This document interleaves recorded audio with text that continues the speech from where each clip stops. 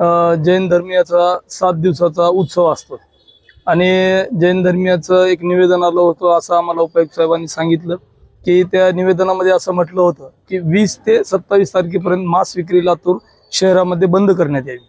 मग आम्ही ज्यावेळेस आयुक्त साहेबांना भेटायला गेलो, आयुक्त मॅडमना भेटायला गेलो, त्या कलेक्टर ऑफिसच्या बैठकीला गेलेत असं सांगण्यात आलं।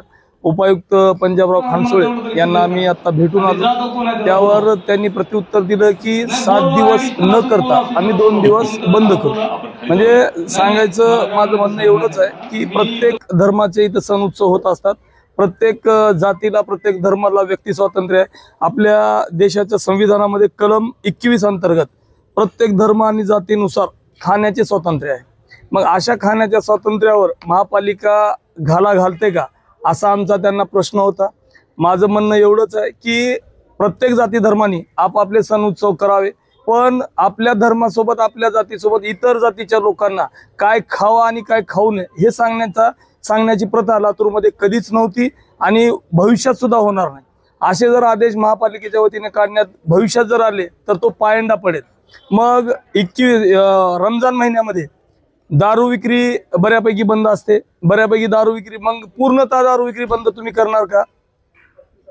एप्रिल महिन्यामध्ये डॉक्टर बाबासाहेब आंबेडकर यांची जयंती असते, जयंतीच्या महिन्यामध्ये सुद्धा तुम्ही सर्व प्रकारच्या ज्या काही तुम्ही मांस विक्री असेल, दारू विक्री असेल, या ज्या काही शरीराला घातक गोष्टी आहेत, अपायकारक आहे किंवा इतर धर्माला जे मान्य नाही अशा गोष्टी तुम्ही बंद करणार का असा आमचा त्यांना प्रश्न झाला। त्यावर ते म्हणाले की 7 दिवस न ठेवता आम्ही 2 दिवस दुसरा आदेश आम्ही पारित करतोय आणि तो आदेश 20 तारीख आणि 27 तारीख हे 2च दिवस असतील।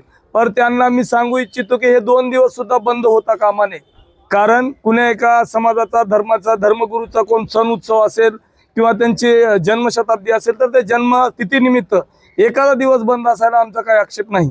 हे महावीर जयंतीला हे सर्व मुस्लिम बांधव असतील, मांस विक्रेते असतील, ते स्वतःहून बंद करतात। त्यांचं म्हणणं असं आहे की एखाद्या धर्माचा धर्मगुरूची जर सण असेल, मोठा उत्सव असेल, जन्मशताब्दी असेल तर आम्ही स्वतःहून बंद करतो। म्हणजे एखाद्या धर्माने जर निवेदन दिलं तर तुम्ही बंद करणार का हा आमचा महापालिकेला प्रश्न आहे। महापालिकेमध्ये ढिगारा प्रश्न आहेत, रोडचे प्रश्न आहेत, कचऱ्याचे प्रश्न आहेत, नाल्याचे आहेत, घरकुलाचे आहेत, अविरत प्रश्न आहेत जे की तुम्हाला मोजता दिवस पुरणार नाही। एवढे प्रश्न असताना महापालिकेचं जैन धर्माच्या निवेदनावर जेवढं लक्ष का, जो की आमचं म्हणणं नाही, आम्ही आदर प्रत्येक धर्माचा करतोय।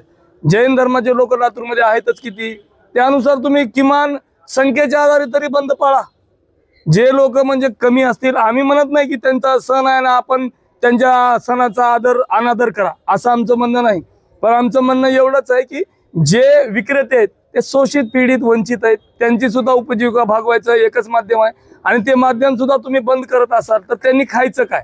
किमान असे बंद करत असाल तर दुसऱ्या दिवशी त्यांच्या परिवाराची खाण्यापिण्याची राहण्याची तुम्ही सोय करावी, हे आम्ही सांगण्यासाठी महापालिकेला आलेलो आहोत।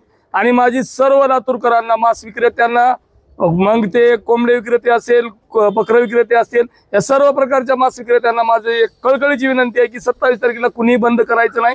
महापालिकेचा कोणता कर्मचारी बंद करायला आला तर तुम्ही VS पॅंथर युवा संघटनेला संपर्क करा, VS पॅंथर युवा संघटना तुमच्या पाठीशी असेल। आणि निवेदनामध्ये आम्ही हे एक दिलंय की जर 27 तारखेला तुम्ही असे 7 दिवसाचे आदेश जर काढत असाल तर बॉयलर चिकन आम्ही तुमच्या दालनामध्ये आणून विकू।